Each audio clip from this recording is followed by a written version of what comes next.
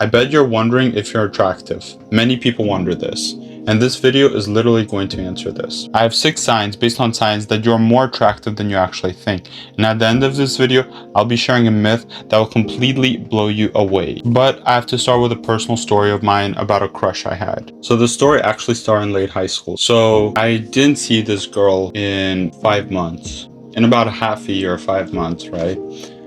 She was a childhood friend of mine. Actually, I knew her so well that my parents were close friends with her parents. My brother was close friends with her brother. You know, our families knew each other really well. And I saw her at the end of high school, at the end of my senior year. And I don't know, something all of a sudden about her just clicked to me. I just instantly became attracted. And ever since then, I'd meet her quite often. I'd initiate a lot of the text. She'd sometimes initiate the text too. We'd text back and forth a few times a week, and we'd meet each other quite often too. I tried to do anything in my power to attract her, you know, as guys do. We tried to dress better, smell better, you know, talk better. So I tried to do anything in my power to attract her. And, you know, I wanted to ask her out, but I never got the courage to ask her out because I just found it a little bit awkward and weird. And I was also a bit of a coward too back then, and it frustrated me. It was like this burden on my shoulders where I kept wondering to myself, is she also attracted to me? Like, she's smiling at me, she's keeping great eye contact, she's dressing well, she's doing all of these things that kind of make it seem like she's attracted to me. But at the same time, it was a tough moment.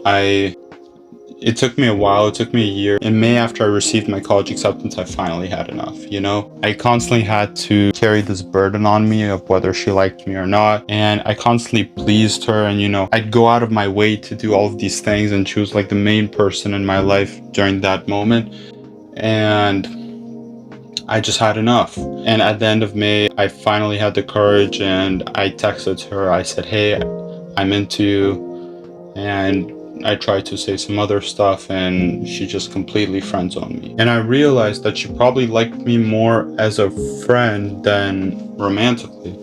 And since then, I realized that this actually segues really well into our first sign, which is you will internally and emotionally know. You'll just know. She'll treat you differently than she treats others. Like, you won't have that thought in the back of your mind of, does she love me or not? Does she like me or not? Is she attracted to me? Love is a strong word, but is she attracted to me? So this one is not as scientific, but number 2 is. In fact, it is a myth.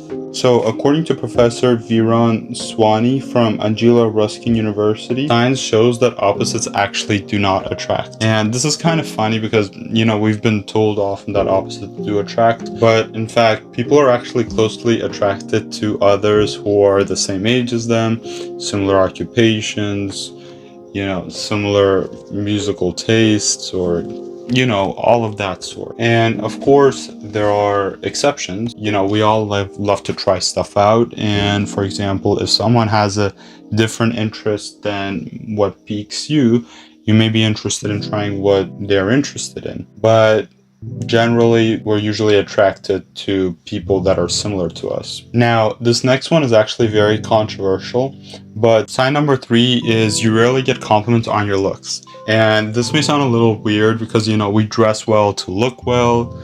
We try to be likable with our personalities because we want to be liked by others. But when you rarely get compliments, it's actually a sign that people already assume that you already know that you're attractive. So they don't feel the need to tell you that you're attractive. It's funny because some may even think that you're tired of all of the attention. And the continuation to this is that in the rare occasion where you do receive a compliment, it sounds very casual. And it's funny because people don't want to stand out, so they want to sound indifferent when they compliment you. In my case personally, it's much easier for me to compliment a person which I'm not romantically attracted to than one which I am, which is kind of weird, but I don't know, I guess that's how I work. Sign number 4 is strangers doing things for you. Like, for example, when you're at a restaurant and a person offers to pack the food for you, or when a person gives out samples even though it's unnecessary and probably ill-advised, or, you know, whatever other thing there is. And basically, people go the extra distance just to please you.